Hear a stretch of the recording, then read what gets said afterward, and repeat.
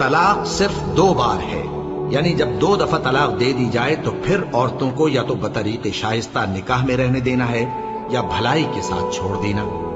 اور یہ جائز نہیں کہ جو مہر تم ان کو دے چکے ہو اس میں سے کچھ واپس لے لو۔ ہاں، اگر زن و شوہر کو خوف ہو کہ وہ اللہ کی حدوں کو قائم نہیں رکھ سکیں گے تو اگر عورت خاوند کے ہاتھ سے رہائی پانے کے بدلے میں کچھ دے ڈالے تو دونوں پر کچھ گناہ نہیں۔ یہ اللہ کی مقرر کی ہوئی حدیں ہیں، ان سے باہر نہ نکلنا، اور جو لوگ اللہ کی حدوں سے باہر نکل جائیں گے وہ گناہگار ہوں گے۔ پھر اگر شوہر 2 طلاقوں کے بعد تیسری طلاق عورت کو دے دے تو اس کے بعد جب تک عورت کسی دوسرے شخص سے نکاح نہ کر لے اس پہلے شوہر پر حلال نہ ہوگی۔ ہاں،